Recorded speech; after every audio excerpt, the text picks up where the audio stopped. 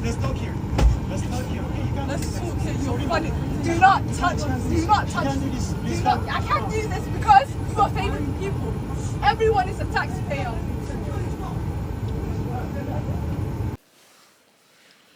So I think you've watched that video and you are seeing what is really happening.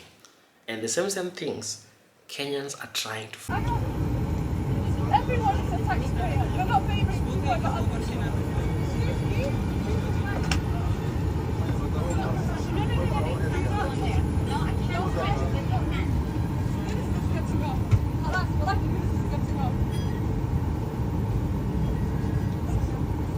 I thank Kenyan Gen Z because the same animosity, the same idiocy, they are trying to fight that.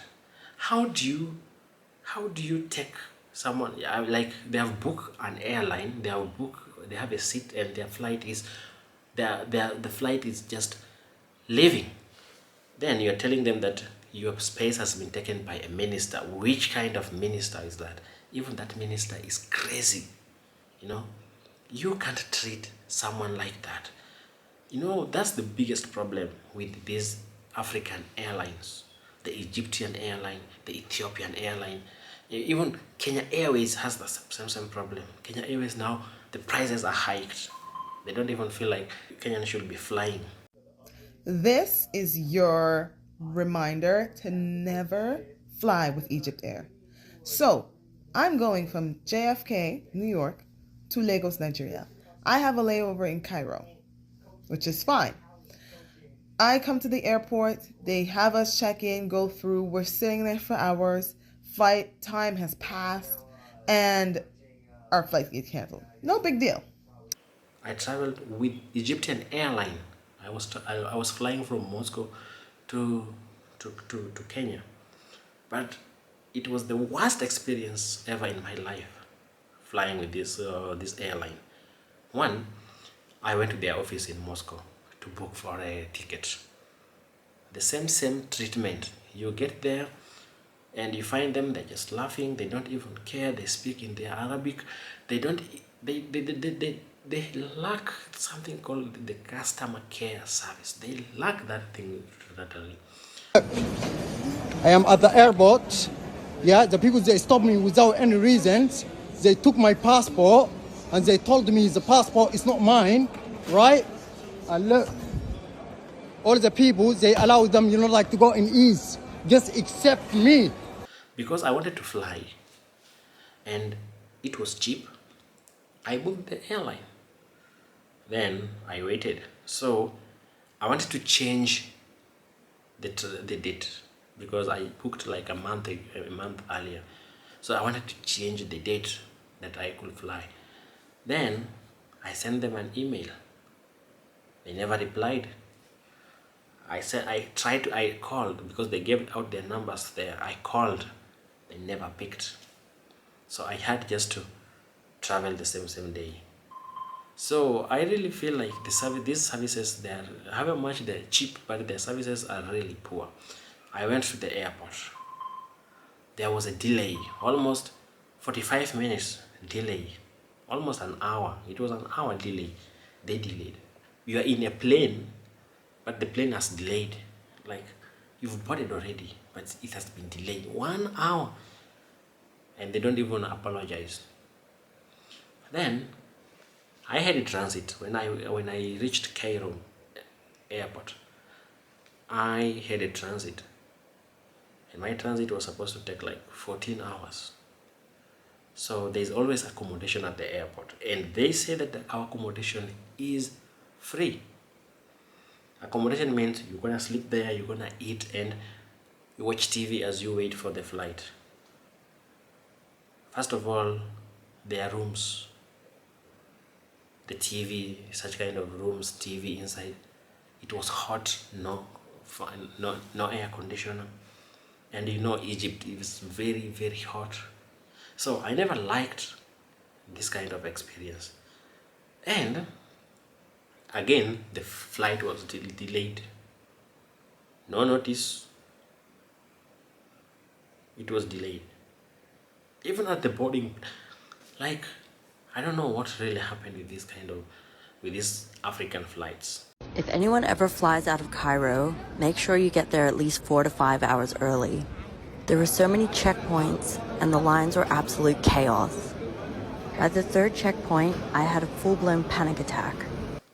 And the worst part of these African flights, the Egyptian airline and Ethiopian airline, they're the most airlines that flies to Moscow. The problem with them is that if I'm traveling to Russia, it's not your mandate to ask me for a return ticket. It's not your mandate. I'm just boarding your plane.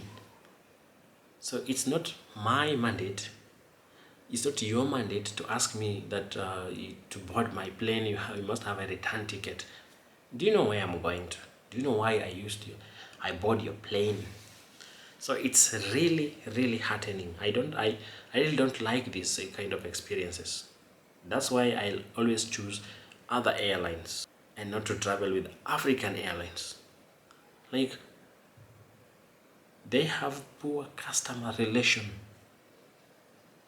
Last time there was my friends, I waited for a lady. I was supposed to pick her at the airport in Moscow, in Moscow. So because that because the lady had no return ticket, so they had to cancel her flight again because she had no return ticket, and she was flying to Russia to live there for almost 5 good years. So why are you telling me that I need a return ticket if I'm flying out of my country? You've seen my document, you've seen my visa. I'm flying out as a student. I'm going to study. Do you know when I'll come back? And it's not even your responsibility to ask me like you have a return ticket. Do you know where I'm going to? So I really don't like such kind of experiences. And even if you get late, they will never open even if you are late with 2 minutes, they'll better delay you 1 hour. But if you are late with 1 minute, they will never allow you to get in. So I really wonder, why are they treating people like that? And I really pity this lady. I think she won't fly with Air Ethiopia again. I better take an expensive flight, but I feel the services that I have been receiving is totally bad, and I really feel it.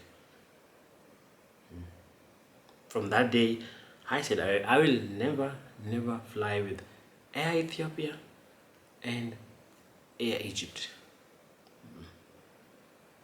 I better take Emirates. I know Emirates is expensive. I better take Etihad. I know they are expensive, but why? I also can take Fly Dubai. But so that I avoid the drama. That's the only thing I want. Not to be the part of the drama. Understand? So thank you for watching, and tell me, how was your experience traveling with Air Ethiopia, Air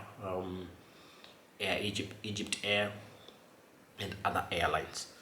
How was the flight? Thanks for watching. Always comment. See you in my next video. Thank you.